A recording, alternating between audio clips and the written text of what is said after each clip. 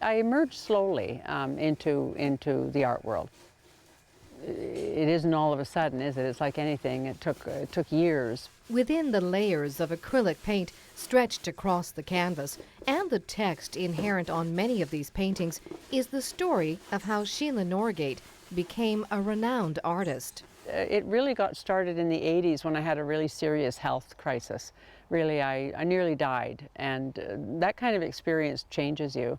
And so I started to monkey around with watercolors, and it just kept coming, and I just stayed with it and realized that that was, I guess, a lifeline in a way for me. Some of the inspiration for her idiosyncratic paintings is a reflection from a childhood in the male-dominated 50s where social expectations often stifled women of the age. The group of 7, all men, no need for women to apply for that job.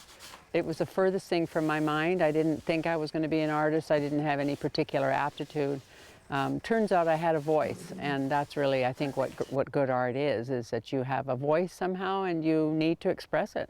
Canines are substantially represented throughout her 25-year-long period of growth and development of her unique style. This piece is called First Responder, and it's an example of a piece that I didn't think needed any more writing. I just wanted the title to do the talking. And if you get in closer, you can see there's a red cross around the dog's neck, a vintage looking, because I'm very into vintage stuff, and a toilet type chain around the dog's neck, which of course she would never wear.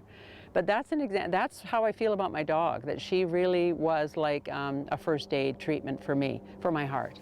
Her wit and perception of life has carried her voice from the canvas to the performing arts, writing and self-publishing a distinctly personal project. I've been working over 25 years, and there's some great dog paintings in there, and I love dogs. So I thought, well, why not put them together and release something that people can afford as well, because let's face it, we can't all buy paintings. I'd like to just look through one of these here. You should. I mean, I'm buying it sight unseen because I know it's going to be brilliant. Oh. Sheila's pictorial tribute contains 38 of what she calls the pick of the litter, with just a touch of commentary. So this other piece that I want to show you is called A Dog's Breakfast, and it's got a Jack Russell in it. I adore those dogs, although I wouldn't want to have one because they're a little mental, or more mental than me. It's not a good idea. And it says, even though a dog has 1,700 taste buds, only a handful are on duty at any given time, which goes a long way toward explaining the canine palate. The book is called The Path of Leash Resistance because I'm crazy about language and puns and playing with words. Thank you. And that one is just a panic. I love that.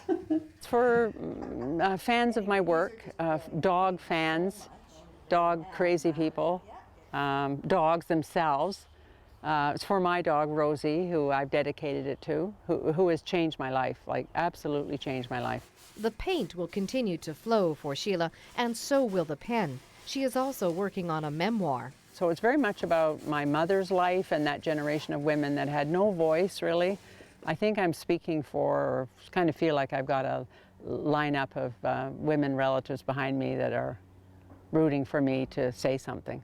The Path of Leash Resistance is only available personally through Sheila.